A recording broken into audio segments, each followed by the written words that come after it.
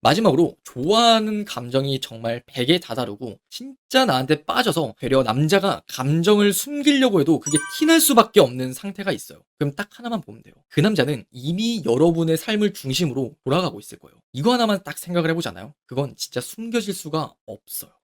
이거는 진짜 많은 여성분들이 좀 헷갈리고 모르는 부분 중에 하나인데, 분명 남자랑 나는 카톡도 잘하고 이어지기도 해요. 근데 정작 내가 생각하는 것만큼 그 남자가 나한테 관심이 없다고 느껴지는 순간이 있단 말이에요. 그럼 우리가 뭘 찾아봐요? 유튜브에다가 남자의 호감 신호, 남자가 진짜 여자에게 관심 있을 때 이런 거를 찾아본단 말이에요. 하지만 영상을 막상 보면은 다 이해는 가는데 그게 그 남자가 행동을 하는 걸 보면은 또 헷갈린단 말이에요. 그래서 오늘 영상의 주제가 그러해요. 그냥 단순히 남자가 관심이 있다 없다 이게 아니라 남자가 여자에게 가지는 그 감정선에 따라서 이 남자가 나한테 얼만큼 빠졌는지를 가늠할 수 있는 방법을 여러분들한테 말씀을 드릴게요. 그리고 그 감정선을 구분을 하고 어떻게 그 감정을 더 끌어올릴 수 있는지를 말씀을 드릴게요. 자, 첫 번째는 그저 관심만을 보일 때 나타나는 특징이에요. 감정선으로 따지자면요, 100%의 좋아하는 마음 중에 한 10%에서 20% 얕은 마음이 있는 정도겠죠. 이때 딱 드러나는 특징은 여러분과 대화가 매우 잘 통한다는 거예요.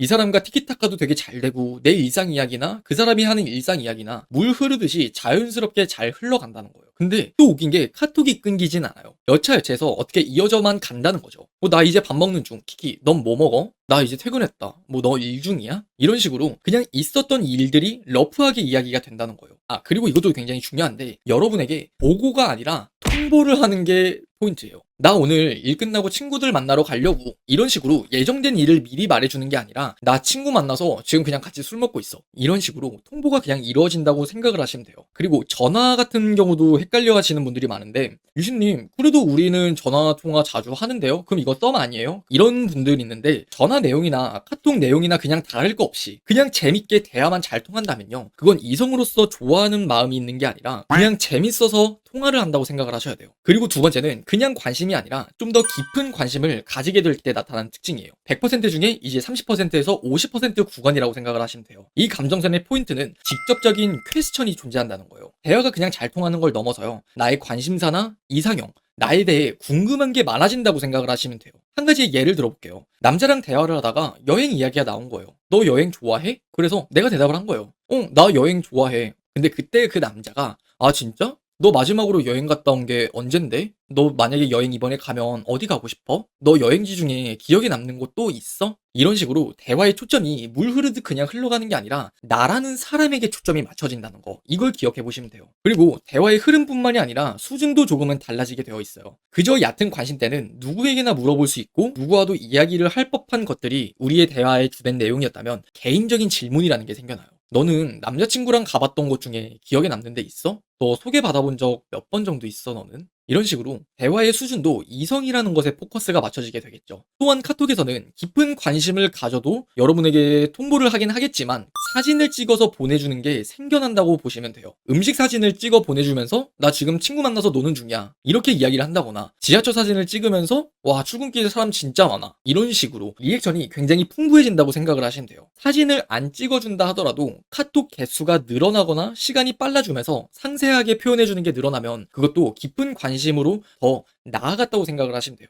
자, 이 다음엔 세 번째로 호감의 감정을 가지게 되는 감정인데, 이 감정선은요, 함께 시간을 보내고 싶다라는 욕구가 드러나는 감정이라고 생각을 하시면 돼요. 약 100% 중에 이제 70% 이상의 감정이 됐을 때 이 호감의 감정선에서 가장 중요하게 캐치를 할 수 있는 거는 인정이나 칭찬을 받으려는 행동이 생겨난다고 기억을 하시면 돼요. 나 오늘 일 완전 일찍 끝나서 칼퇴근함. 그래서 부장님이 칭찬해 주셨어, 라면서 본인의 업적이라고 말하기는 좀 그렇지만 아무튼 본인이 잘한 일을 공유하려고 한다던가, 아 진짜? 너 여행 다니는 거 좋아하는구나.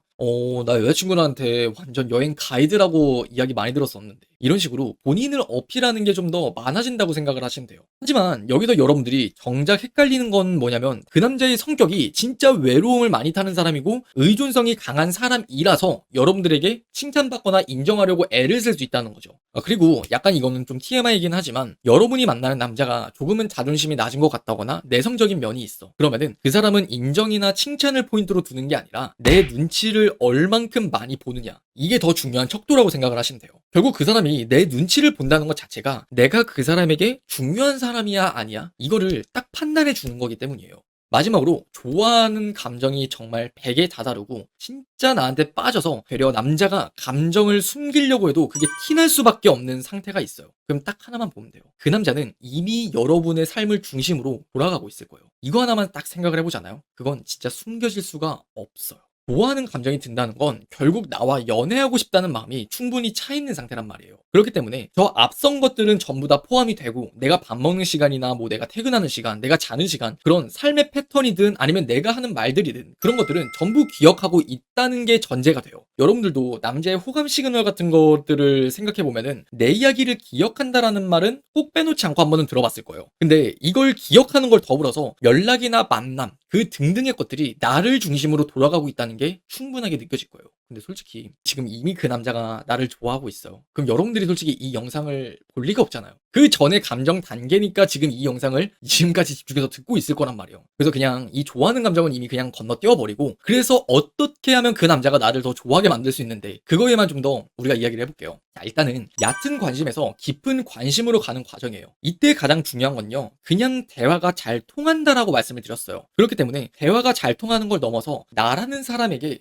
궁금증을 더 가지게 만드는 게 매우 중요해요. 그래서 왜 유튜브 같은 데 보다 보면 여러분들이 연락 너무 빨리 해주지 마라, 뭐 너무 정성 들이지 마라, 이런 이야기들이 많잖아요. 사실 방법은 그것뿐만이 아니라 진짜 무수하게 많아요. 제가 좀 더 추천을 드리고 싶은 거는 내가 대화를 하던 와중에 깊은 생각을 할 수 있는 사람이라는 걸 충분히 표현해 줄 수도 있고요. 아니면 내가 프로필 사진을 자주 바꿔주면서 나의 외적인 매력을 다양하게 보여줄 수도 있어요. 그리고 또 다른 경우는 내가 미래지향적으로 열심히 사는 사람이란 걸 대화를 통해서 어필을 할 수도 있고, 또 내가 자기 관리를 잘하는 사람이란 걸 대화 속에 녹여내는 것도 하나의 방법이겠죠. 결국 이 궁금증이라는 거는 나의 인간적인 매력을 그냥 그저 보여주는 게 중요해요. 그래서 여러분들이 너무 이걸 어렵게 생각을 하기보다는 그냥 친구들한테 내가 평소에 듣던 말 중에 넌 참 이런 게 매력적인 것 같아, 그런 모습이면 아무거나 괜찮아요. 얘기를 잘 들어준다, 이런 것도 매력이 될 수 있어요. 그 다음에는 이제 깊은 관심에서 호감으로 발전될 수 있는 방법인데, 자, 이때는 어차피 그 사람은 나한테 관심이 있는 상태예요. 그래서 당당해지면 돼요. 당당하고 자신감 있는 모습으로 그 사람을 대하면요,